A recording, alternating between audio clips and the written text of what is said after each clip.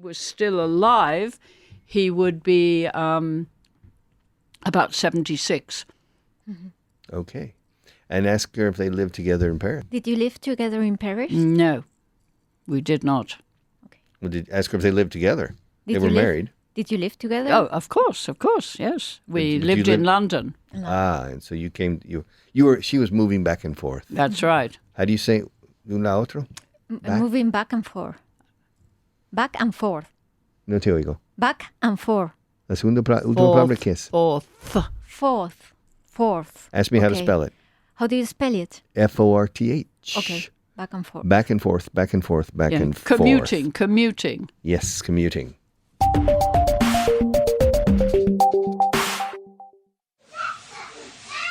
All right, it's time. The kids must be outside. Open the door. Yay! Whoa, these kids are crazy.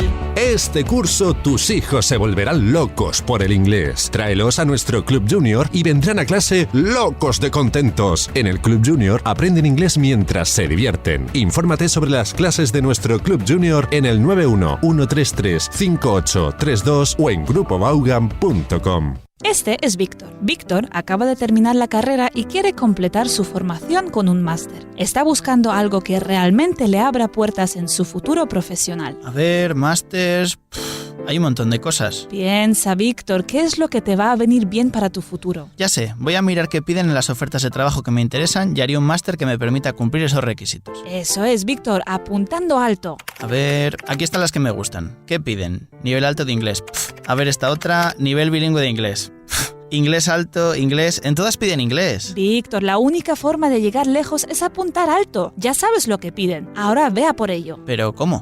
Haz un máster en inglés profesional. En solo 5 meses saldrás perfectamente preparado para comunicarte en inglés en el trabajo. No importa lo que hayas estudiado, no importa a qué te quieras dedicar, hagas lo que hagas, vas a necesitar el inglés. Haz un máster que realmente merezca la pena. Haz el máster en inglés profesional de Vaughan. Más información en el 91-133-5833 o en grupobaugan.com. Máster en inglés profesional. Apunta al llega más lejos. All right, welcome back. She has a website. Okay, Susie Oddball. She has a website. That's not a picture of her. All right. Okay, but we're with Gilliana. I'll show you a picture of her. Yeah, but show it after the break, after the program. Okay, good. Ask her if how she would live her life if she had a second chance. Mm-hmm. How would you live your life if you had a second chance? The way I'm living my life now. All right, so ask her if she regrets anything. Do you regret anything? Look, no says anything. Anything, nada. How do you say cosa? Thing. How do you say delgado? Or flaco? Thin. Can you hear the difference? Yes, of course. Then don't say anything. Anything. Then they say in the hillbillies in West Virginia. You got anything? All right, anything. Okay. Anything. Okay, ask her if she regrets anything. Do you regret anything? Yes. Ask her what she regrets. What do you regret? I never, ever said 3 words to my husband. I love you. And ask her if she thinks she should have said that. Do you think you should Think. have... Do you think you should have said that? Yes. All right, ask her if they had children. Do you have any children? Did you? Well, okay. Did you, ustedes, vosotros? Did you have any children? No, but I do have a Cuban adopted daughter. I never wanted children, but as I've grown older, younger people have come into my life, and I have the responsibility of... In fact, today, she's emigrating to America from Cuba. Actually, today, the 26th. Okay. So she is about to have a new life. Mm-hmm. How old is she? She's 26. No. She's 34. She's 34. Ask her how old she was when she adopted her. Well, I didn't legally adopt her, but... You're taking her under my wing. Okay. She's taken her under her wing, bajo su ala. Mm-hmm. All right? Ask her how old she was when she made contact. How old were you when you... No, how old was she, the girl? Okay, how old was she when you made contact? Well, Juno. You made contact. I used to go to Cuba and I first met her. She was either 17 or 19. I don't actually remember. And I got friendly with her and her mother. And the years went by. And then she ended up living in Italy. She got married to an Italian.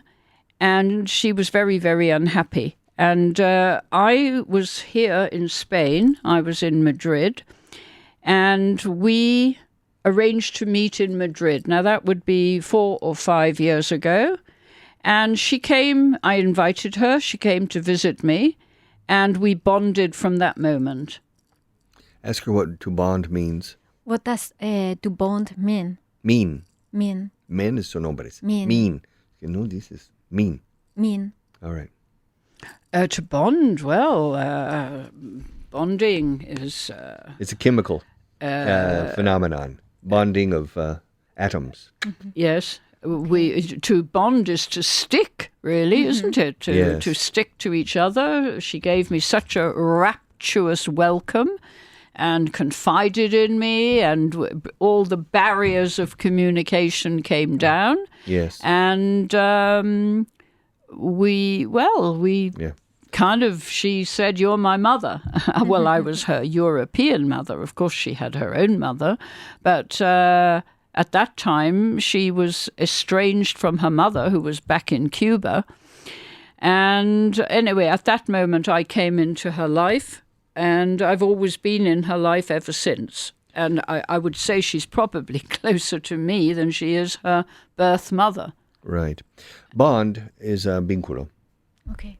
And bonding also is used in elements, in chemistry. Mm-hmm. Bonding. It also is connected with the word to bind. Bind. Yes. Bind. Binding and a binding agreement.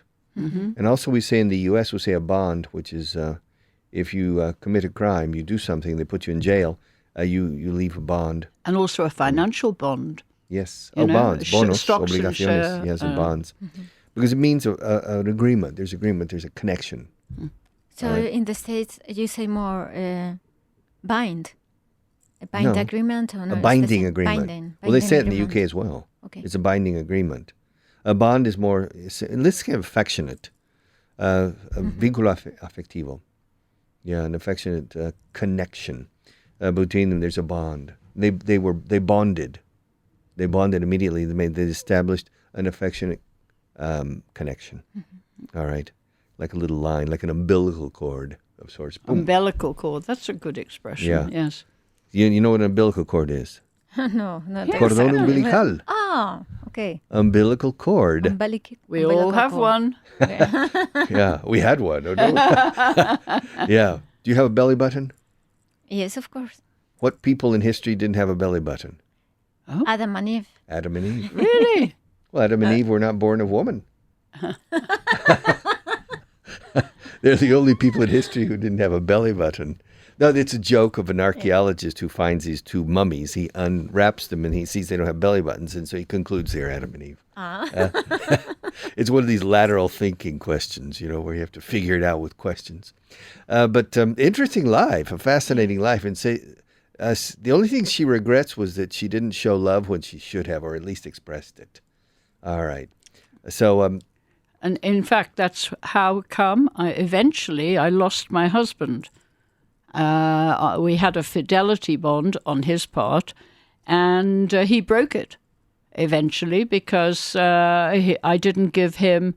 I was going my way, he was going his way, and it's not so easy to grow together in the same direction. Obviously, we were not the same people as we were when we first met. And so he betrayed me. It's quite a story. I've written it, but I have not published it because it's too personal. Mm-hmm. And but it's you got married, what, about in your 30s? Yes, I think I was 36 when I got married, right. And he was 7 years older. He'd been married before, and he already had 2 children. And I remember after we got married, he said to me, "Do you want children?" I went, "What?" He said, "Oh, thank God for that," he said. He said, I don't want to go through it again. All right. But already you had such an independent streak. Yeah. And you had done so much Well, independently. it's a story how I ended up getting married because he manipulated me. He was a manipulator. And I've written about his funeral. He had the craziest funeral going. In fact, it's one of the stories. It's called The Best Funeral Ever. But he persuaded me to marry him, and he coerced me. We were in Paris, and it was leap year. And the tradition of leap year is the woman asks the man to marry, and leap year is once every 4 years. And we were in Paris, and Leap year. leap year. It's I've taught that many times on the air. leap bisiesto. year is Año bisiesto. February the 28th, 29th. It's once every 4 years. And my husband was a very cunning and conniving man. I didn't know that, of course, at the time.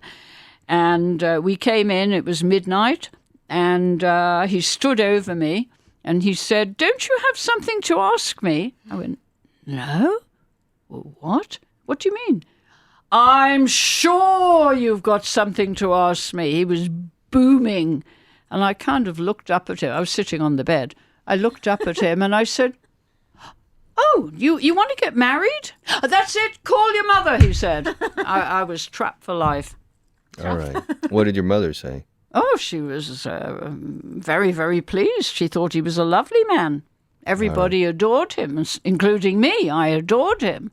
But I didn't love him. I grew to love him. All right. He was a very lovable man. Everybody loved my husband. But later on, he became Wayward. Jekyll and Hyde. Yes, it was All right. sex, drugs, and rock and roll. Okay. Where was he from? Originally from London. Yes, from Streatham.